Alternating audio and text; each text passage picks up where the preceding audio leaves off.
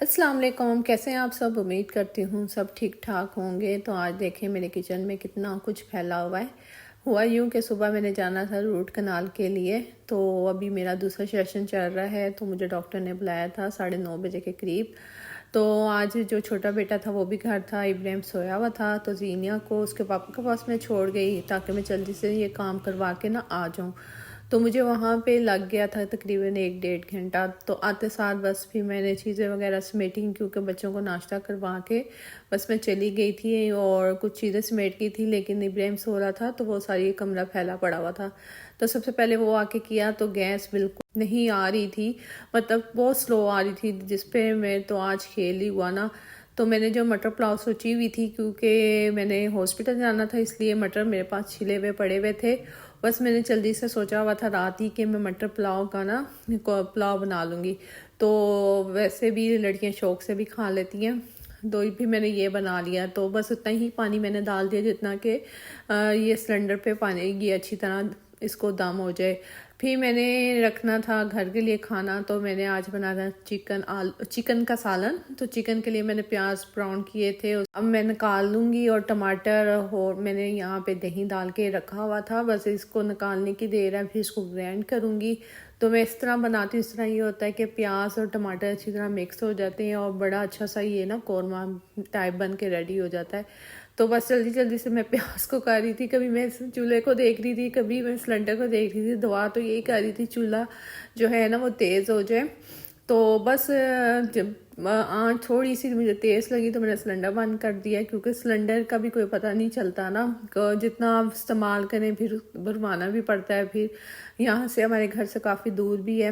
تو جیسے ہی گیس تھوڑی سی مجھے بہتر لگی نا، اتنی بہتر نہیں تھی لیکن پھر بھی صحیح تھی، تو ایک سائڈ پہ میں نے دم والا جو ہے نا چولہا جلا دیا تھا، اس میں میں نے مٹر پلاؤ دم لگا دی تھی، اور یہاں پہ میں نے جو ہے ادرک لہسن کا پیسٹ ڈالا، اور چکن کو اب میں بھون رہی ہوں، کیونکہ سب چیزیں پیاز وغیرہ ریڈی تھا، تو پھر چکن جلدی سے میری بن جانی تھی۔ اس میں میں نے زیرہ ڈال دیا تھا، کالی مرچ ڈالی، اور اس کے بعد میں نا بڑی الائچی بھی ڈالتی ہوں، اس سے بڑا مزے کا نا جیسے قورمہ ٹائپ خوشبو دیگ کا نہیں ہوتا ویسی خوشبو آتی ہے۔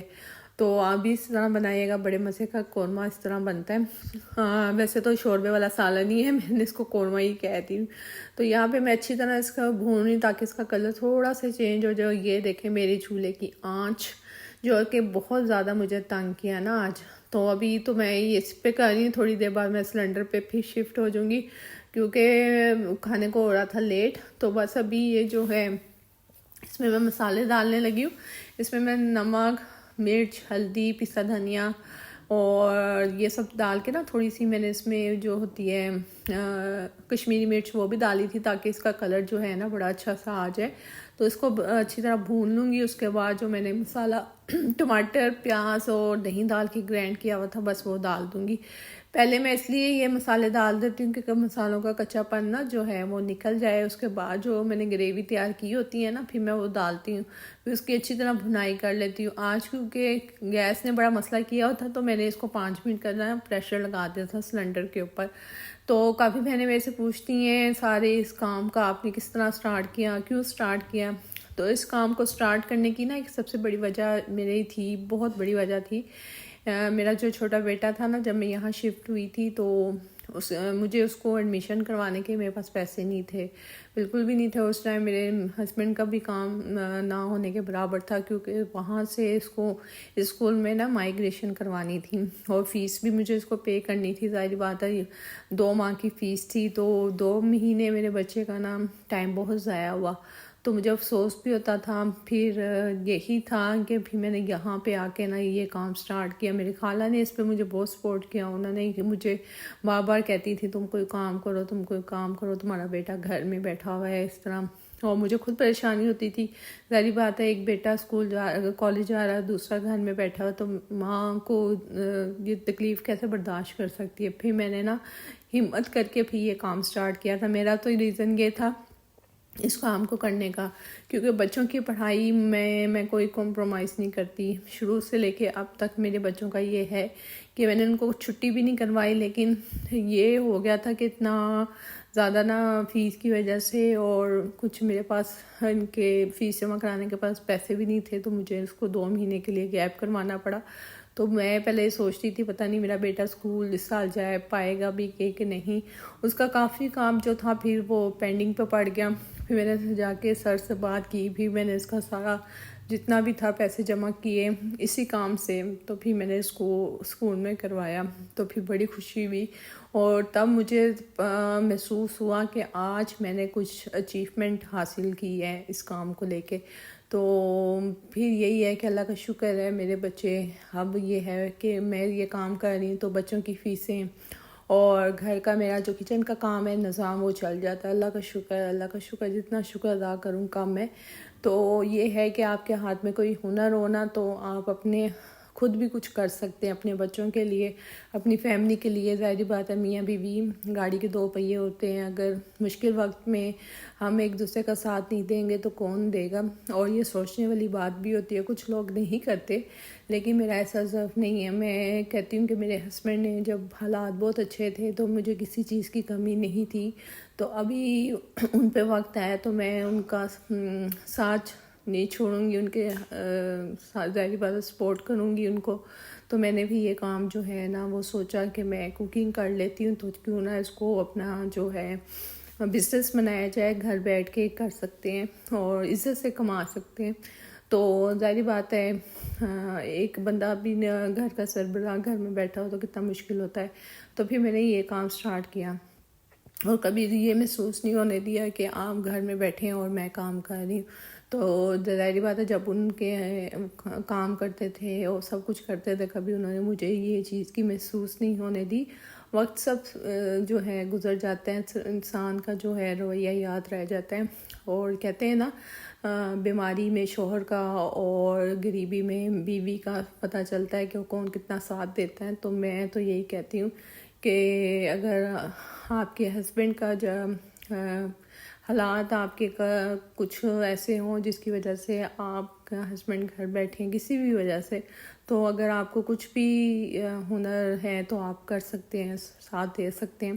تو میرے ہسبینڈ ہے نا وہاں سے جب لے کے آئے نا چکن، تو ان کو کلیجی نظر آ گئی، تو وہ کہتے ہیں میں اپنے لیے لے کے آیا۔ تو آج میں نے 3 ہانڈیاں پکائی ہیں، دیکھیں، ایک میں نے مٹر پلاؤ کو دم لگایا ہوا ہے، دوسری سائڈ پہ میں نے پریشر لگایا ہوا ہے، اور یہاں پہ میں نے جو ہے نا صاف کر کے رکھے ہوئے تھے دھو کے دل اور جو ہوتے ہیں کلیجی، اور اس کے لیے میں نے ادرک لہسن کا پیسٹ لیا تھا، اس میں کلیجی کو اچھی طرح بھونا تھا، پھر اس میں میں نے زیرہ ڈالا، نمک ڈالا، کٹی مرچ، کالی مرچ ڈال کے اس کو اچھی طرح میں فرائی کر رہی ہوں، اور اس میں نے نیمبو نچوڑ دیا تھا، اور دہی وغیرہ کچھ پیاز وغیرہ کچھ ایڈ نہیں کیا۔ تو بس اس میں لاسٹ میں نے اس میں پانی ڈال دیا تھا، جب گل گیا تو اس میں نے ہرا دھنیا ڈال دیا تھا، اور اس طرح نہیں بڑی مسالے دار سی جو ہے کلیجی دل بن کے ریڈی ہو گئے تھے، وہ بڑے مزے کے بنے تھے، میرے تو چکھے تھے۔ اور یہاں پہ میرا جو ہے چکن کا سالن وہ بھی ریڈی ہو گیا، یہاں پہ دیکھیں کتنی اچھی جو ہے وہ شکل آئی ہے، اس میں بھی میں نے ہرا دھنیا وغیرہ ڈال دیا، اور پلاؤ بھی میری ریڈی ہو چکی ہے۔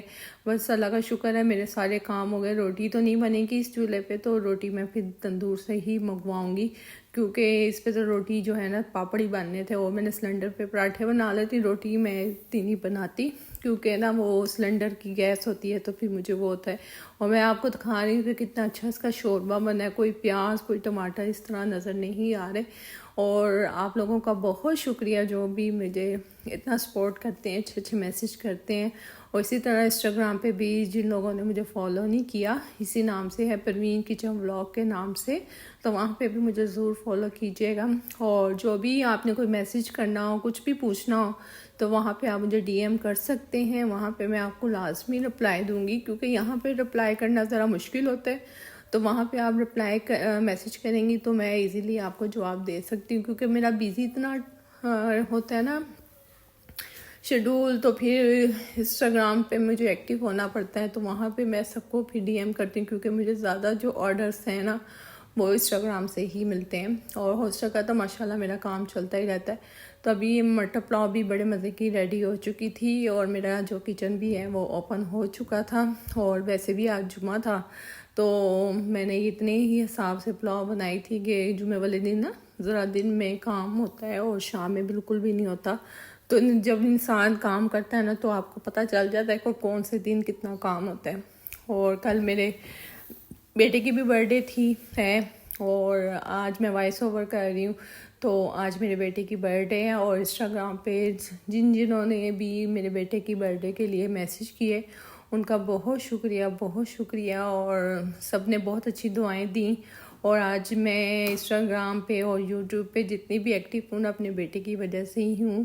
تو آپ اس کے لیے بہت زیادہ دعا کیجیے گا کہ اللہ تعالیٰ اس کو صحت تندرستی والی زندگی دے، اور زندگی کے ہر موڑ پہ اس کو کامیاب کرے، بری نظر سے بچائے. بس بچوں کے لیے یہی دعائیں نکلتی ہیں ماں باپ کے دل سے. اور ابھی بس فرینچ ٹوسٹ کے مجھے آرڈر آ گیا تھا، ابھی میں بیٹھی تھی تو 12 فرینچ ٹوسٹ جو تھے وہ مجھے بنا کے دینے تھے. اور یہ تھا